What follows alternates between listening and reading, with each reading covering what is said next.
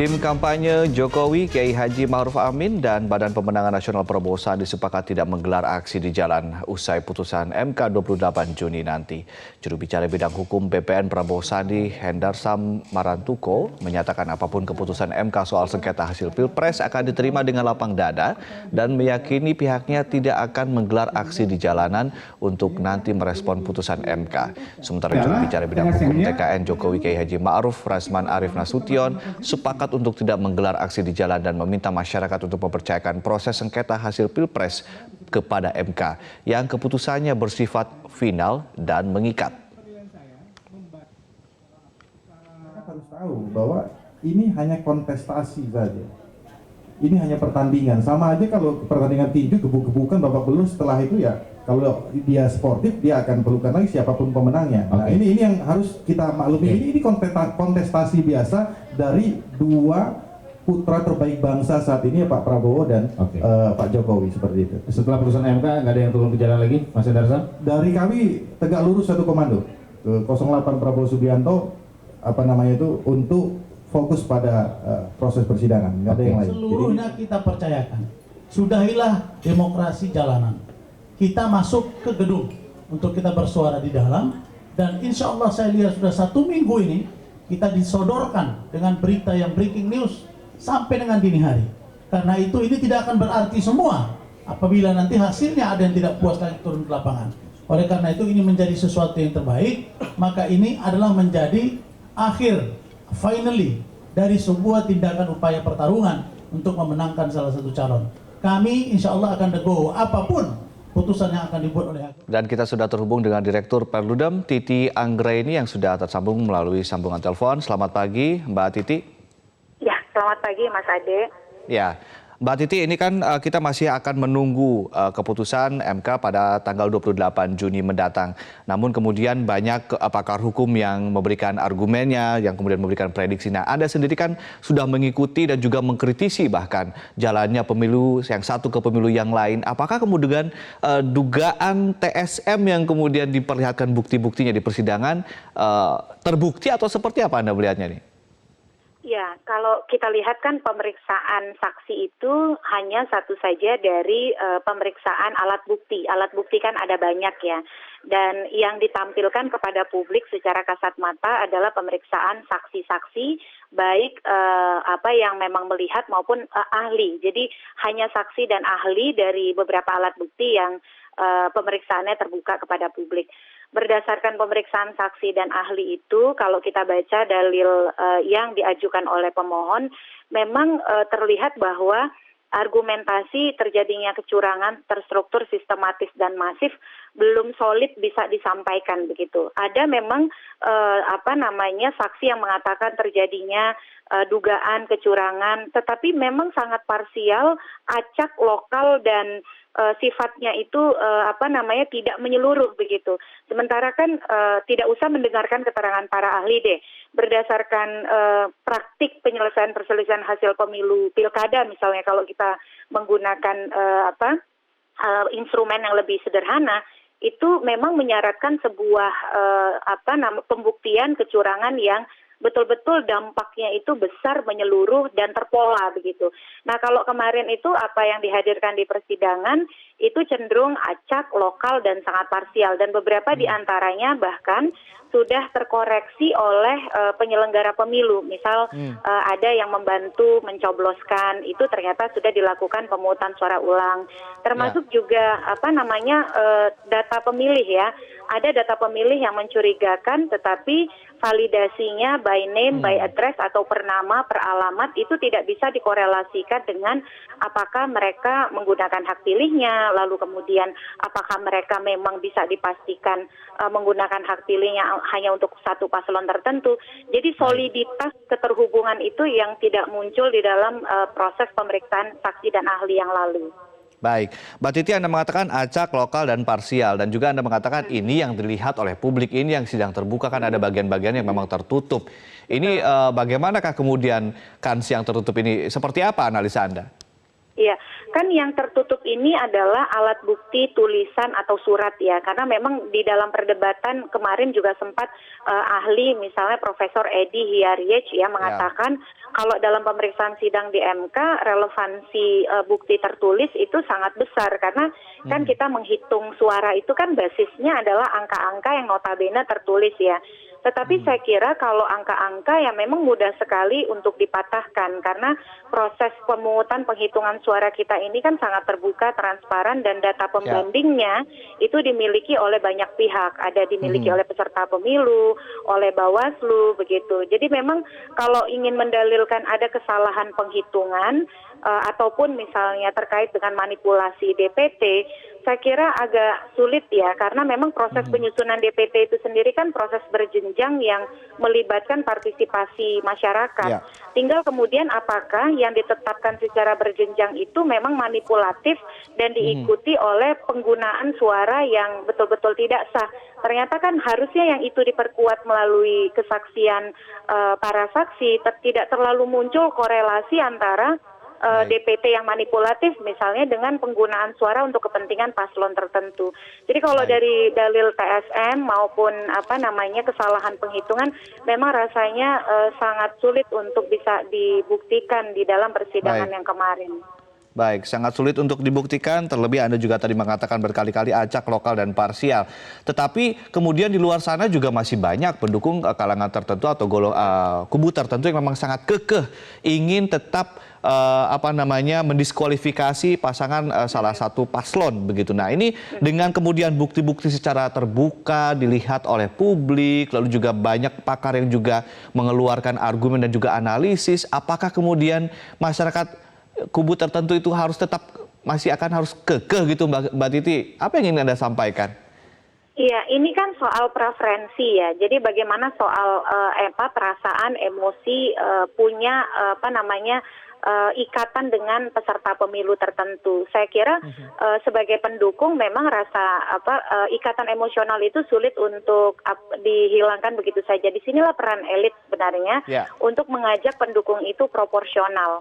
Ya kadang-kadang memang butuh waktu untuk mengatasi mungkin rasa kecewa, sedih dan lain sebagainya. Tetapi elit yang kemudian harus hadir untuk menguatkan ini bahwa sistem kontrol itu kan tidak hanya berhenti di bilik suara ya, tetapi akan berjalan dengan bagaimana kita memastikan janji-janji program yang ditawarkan ketika pemilu dipenuhi dan bagaimana bersiap mengkonsolidasi untuk pemilu berikutnya. Karena kan pemilu itu bukan sekali dua kali, pemilu itu setiap 5 tahun akan ada. Di sanalah kedewasaan politik kita untuk menerima pemilu sebagai sebuah siklus rutin itu harus ada gitu. Nah kalau pemilu disikapi dengan hal-hal yang seolah-olah kalau selesai pemilu maka selesai segalanya, maka ya itu yang akan merugikan bangsa kita gitu Mas Ade. Baik. Intinya memang ada di elit, bagaimana kemudian elit benar-benar bersungguh-sungguh mengajak siapapun pengikutnya untuk legowo begitu ya. Jangan sampai di mulut bilang legowo tapi ternyata diam-diam malah menginstruksikan demo. Tapi Mbak Titi, ini ada pakar juga yang mengatakan bahwa ini sesuai Undang-Undang Nomor 7 Tahun 2017 tentang Pemilu yang mengatur MK hanya mengadili selisih perolehan suara yang ditetapkan KPU. Ini katanya akan terjadi, ada potensi terjadi dissenting opinion di antara hakim MK. Anda melihatnya seperti apa? Karena ada yang akan berparadigma positifis, ada juga yang akan berparadigma kritis begitu ya. Anda melihatnya seperti apa ini? Karena kan sebetulnya ini sudah limitatif begitu persidangan MK ini. Ya, makanya kemudian ada situasi kebatinan yang sangat kuat untuk merujuk kepada perselisihan hasil pilkada. Memang ada diskursus yang kuat menyangkut persyaratan pencalonan, terutama sebenarnya kan kalau kecurangan yang TSM, kesalahan penghitungan angka agak terukur begitu ya kemarin melalui persidangan. Tetapi soal perdebatan misal persyaratan Kiai Haji Ma'ruf Amin, apakah mahkamah berhak untuk memutuskan dan apakah itu bagian dari BUMN atau tidak, di situ masih ada diskursus begitu. Kalau mahkamah merujuk kepada penyelesaian perselisihan pilpres, tidak pernah ada tendensi untuk PSU pemungutan suara ulang ataupun keluar dari konteks signifikansi pada hasil. Cuman perdebatan yang masih tersisa adalah soal pencalonan dan dissenting opinion ya disitulah berkorelasinya meskipun sekali lagi MK selalu menariknya pada signifikansi hasil begitu.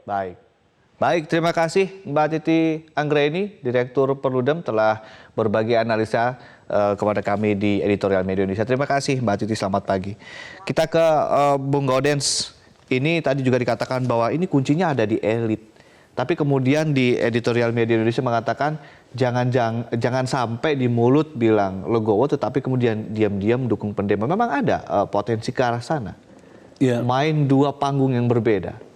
Ada sekelompok masyarakat yang sudah menyatakan dirinya akan menggelar halal bihalal, dikemas dalam halal bihalal, tetapi tujuannya itu menekan MK untuk mendiskualifikasi salah satu pasangan calon.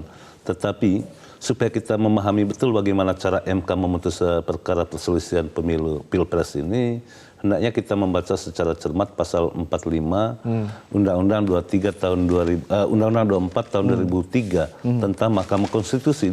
Di sana itu dikatakan bahwa Mahkamah Konstitusi itu memutuskan berdasarkan Undang-Undang Dasar 45 dan berdasarkan alat bukti alat bukti dan keyakinan hakim. Alat bukti yang dibutuhkan untuk memutuskan itu kan minimal dua alat bukti. Nah, sebelum menuju rapat pleno, masing-masing hakim itu mempersiapkan secara tertulis, jadi wajib mempersiapkan secara tertulis untuk menyusun pendapat pribadinya atas persoalan yang dibahas kemarin itu. Nah, setiap hakim itu dibantu oleh 2 ahli. Ada 18 ahli totalnya yang membantu para hakim di Mahkamah Konstitusi.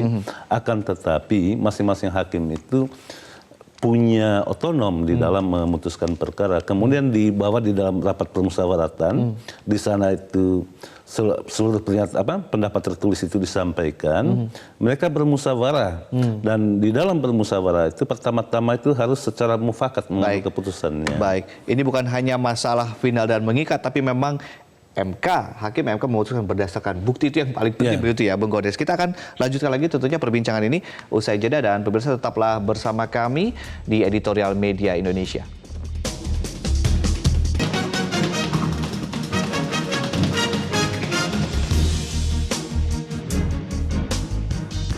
Anda kembali menyaksikan Editorial Media Indonesia. Bung Gaudens, tadi Anda mengatakan bahwa sistematika atau prosedur di MK juga memang sangat ketat begitu ya, karena ini juga berdasarkan bukti dan ini bukan hanya masalah final dan mengikat. Tapi dari kasus 22 Mei kemarin kemudian ada politisi dan elit-elit yang secara implisit masyarakat melihatnya ini terlibat dalam memprovokasi. Lalu kemudian juga nanti katanya akan ada aksi juga di tanggal 28, kita berharap tidak ada, tapi kemudian ini ada indikasi.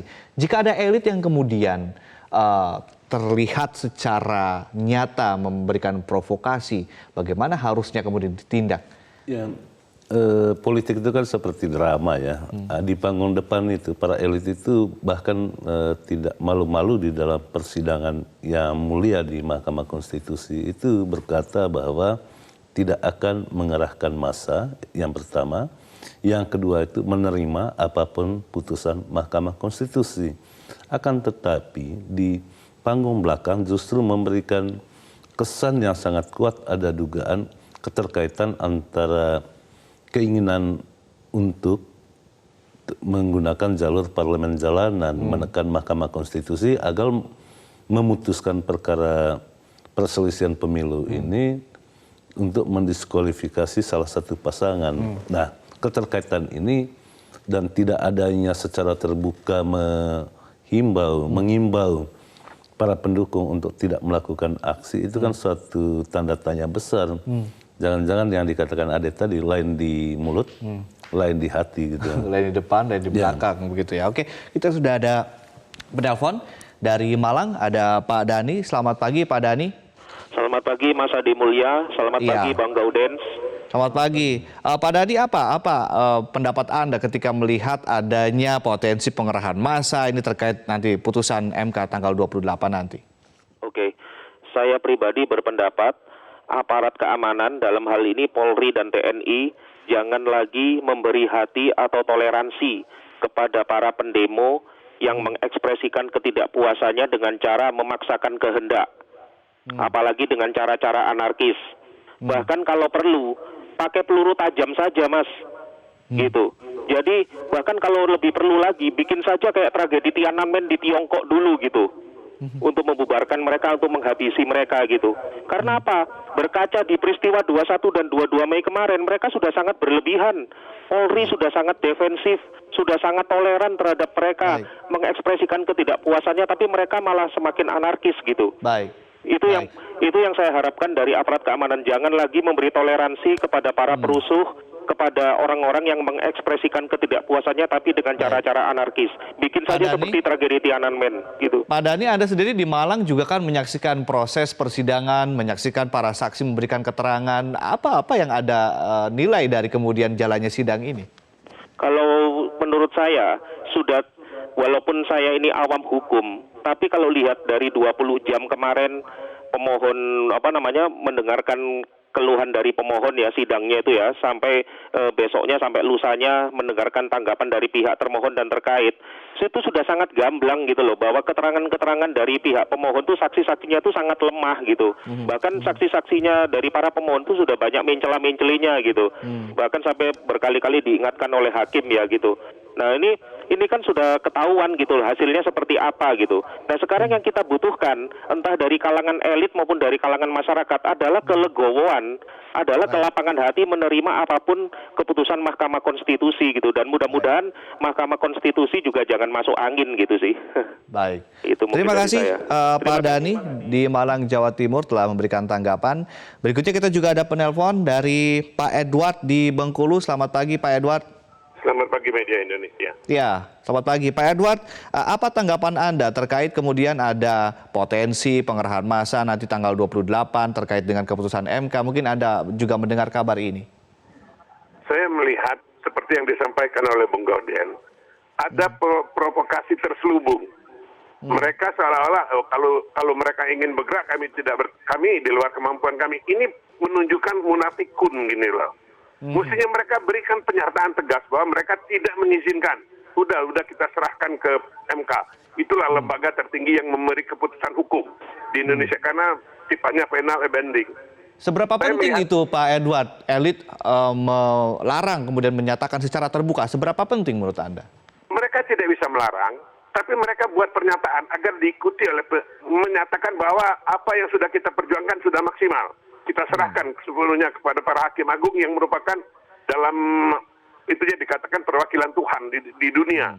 Nah sudah kita percayakan sehingga masyarakat tidak lagi terpengaruh. Tapi yang ingin saya apresiasi adalah kemampuan tim hukum 02 untuk membujuk Prabowo membawa ini ke Mahkamah MK. Itu yang saya salut, saya apresiasi. Kenapa? Dengan adanya dibawa ke MK, suasana yang tadinya temperaturnya tinggi menurun dengan drastis. Walaupun sekarang ada yang mengompori terselubung. Jadi saya ucapkan terima kasih kepada Bambang CS yang telah membuat negeri ini kondusif. Walaupun hasilnya apa kita serahkan sepenuhnya.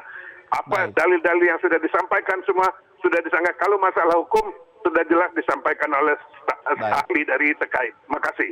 Baik, terima kasih Pak Edward di Bengkulu yang punya pendapat lain. Tentunya ketika dibawa ke MK ternyata tensi politik turun drastis begitu ya Bung Gaudens. Ada penelpon berikutnya, ada Pak Yohanes di Tenggarong, Kalimantan Timur. Selamat pagi Pak Yohanes. Selamat pagi Metro TV, selamat pagi Bung Gaudens. Selamat pagi Pak Yohanes, apa tanggapan Anda terkait dengan adanya desas-desus kemudian juga ada potensi pengerahan massa di 28 Juni mendatang Pak? Iya, baik. Hendaknya kita warga negara yang baik ini sadar demokrasi dan sadar hukum. Itu yang poin pertama. Bahwa demo itu hakikatnya dilakukan kalau proses menyampaikan pendapat menemukan jalan buntu. Bolehlah melakukan demonstrasi. Itu dalam demokrasi. Tetapi yang saat ini kita saksikan bahwa kebuntuan-kebuntuan itu kan sudah tersalurkan. Dalam problem tentang perselisihan sengketa pilpres ini terakhir adalah MK. Maka kita sebagai warga negara itu sekarang semua elit politik mau elit yang menengah masyarakat bawah semua harus sadar bahwa MK itu adalah pintu terakhir, rumah terakhir untuk memutuskan. Jadi tidak ada lagi celah untuk melakukan demonstrasi-demonstrasi liar. Jadi sebagai negara, polisi harus menindak tegas. ketika ada kelompok-kelompok masyarakat yang sudah dibuka ruang untuk berdiskusi, untuk menyampaikan hal-hal yang ketidakpuasan mereka terhadap suatu proses pemilu ini, ya tindak tegas saja. Jangan ragu-ragu, masyarakat ada di belakang mereka. Baik. Gitu. Terima kasih Pak Yohanes di Tenggarong, Kalimantan Timur. Ini ada satu keyword ya, sadar demokrasi tapi juga sadar hukum begitu ya. Nanti kita akan ulas tentunya tanggapan-tanggapan dari pemirsa editorial Media Indonesia, ada Pak Dhani, Pak Edward dan Pak Yohanes. Usai jeda, tetaplah bersama kami. Editorial Media Indonesia akan segera kembali.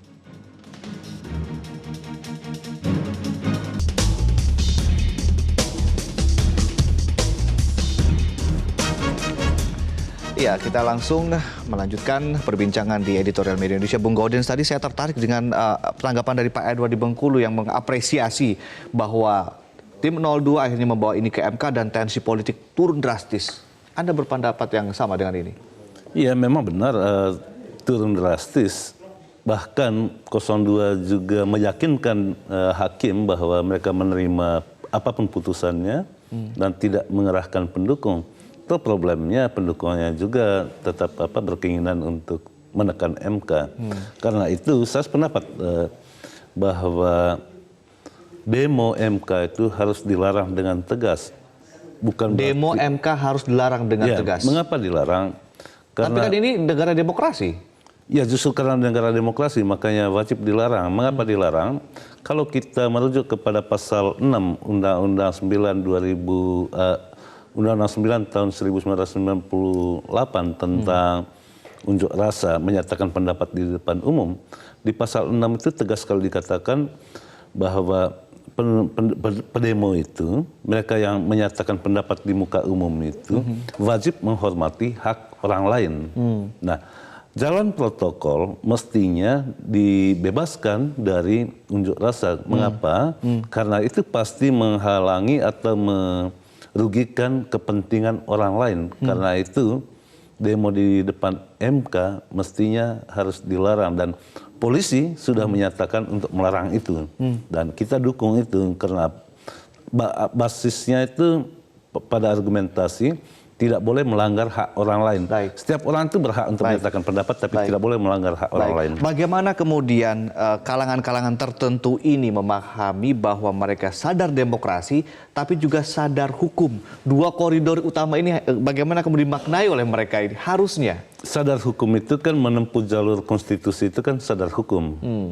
Sadar demokrasi, di dalam demokrasi itu tersirat maupun tersurat kepatuhan untuk mematuhi hukum. Mematuhi hukum itu apa? Mematuhi hukum yaitu putusan Mahkamah Konstitusi itu final dan mengikat. Karena itu sudah tertinggi itu, sudah ya? Iya, tidak ada lagi putusan di atas itu.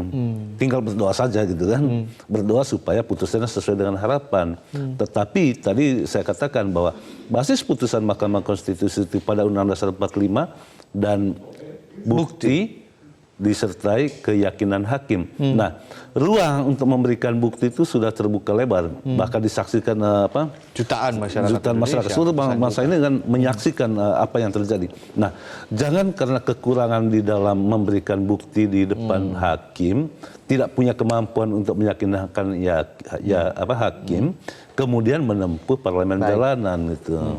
Baik, terima kasih Bang Gaudens. Kita harap kita menjadi masyarakat yang sadar demokrasi tapi juga sadar hukum, dan MK memang adalah level pengadilan tertinggi dan memang putusannya final dan mengikat. Ini yang harus kemudian diingat-ingat atau dicamkan oleh semua kalangan masyarakat Indonesia. Terima kasih Bang Gaudens.